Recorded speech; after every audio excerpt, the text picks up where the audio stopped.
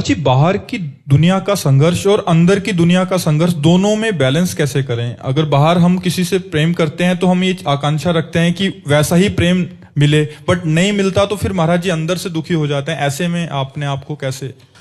देखो, बाहर तो जितना जगत है उसको कहा गया विषम। कभी सम तो हो नहीं सकता संसार। जीत विषम संसार, संसार विषम है। और भगवान ने इस संसार को लिखा है दुखालयम अशाश्वतम, दुख देने वाला और नाशवान। फिर आप इसमें सुख कैसे पा सकते हैं? फिर आप इसमें प्रेम कैसे पा सकते हैं? जब तक सब में भगवान को नहीं देखोगे तब तक दुख मिलेगा, परिवर्तन मिलेगा, विषमता मिलेगी, अंदर से हमारे पश्चाताप, शोक, चिंता, भय ये मिलेंगे। अगर इसी संसार के व्यवहार में हम जिस व्यक्ति से प्यार कर रहे हैं उसमें हम झांक के देखें कि मेरे भगवान बैठे हुए हैं और उन भगवान से प्यार करें तो हमें कभी भी दुख नहीं हो सकता, क्योंकि उसकी हर चेष्टा मुझे अच्छी लगेगी। वो गाली भी देगा, प्रतिकूलता भी करेगा तो अच्छा लगेगा। मेरे भगवान है ना, इस रूप में मेरे भगवान है।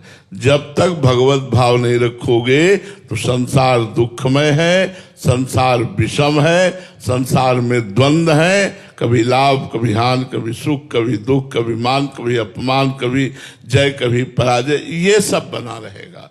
इसलिए सर्वतो भावेन भगवान की शरण में होकर भगवान का नाम जप करते हुए सब में भगवत भावना की जाए तो अंदर और बाहर दोनों जगह का बैलेंस बन जाएगा। अगर भजन नहीं है, भगवत शरणागति नहीं है तो ना बाहर का बैलेंस बनेगा ना भीतर का बैलेंस बनेगा। बेमतलब में निगेटिव विचार सोचकर जलते रहोगे, अशांत रहोगे, क्योंकि अंदर विवेक नहीं जागृत हुआ। बाहर बेमतलब की कल्पना करके किसी से अनुकूल, किसी से प्रतिकूल, किसी से राग, किसी से द्वेष, हमारा जीवन व्यर्थ चला जाएगा।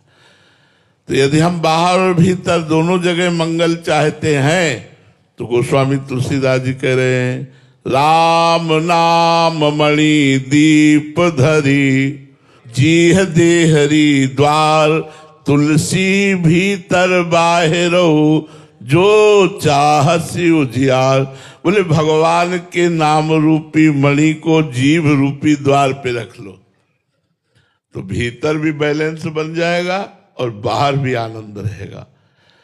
बाहर भी आनंद, विवेक अंदर जागृत हो गया ना तो हर बात दुख वाली काट कर आनंद प्रदान करेगा। पर राम नाम मणि दीप धरी, जीह देहरी द्वार, यजिभ्याग्र वर्तते नाम तुभ्यम। नाम जीह जप जागे जोगी। आहा, इस संसार की मोह निद्रा से योगी जाग जाता है नाम जप करके।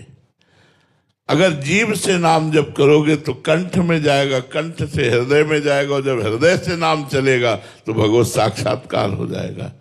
इसलिए भीतर और बाहर के बैलेंस को बनाने के लिए भगवान की शरण में होकर भगवान का नाम जप करो।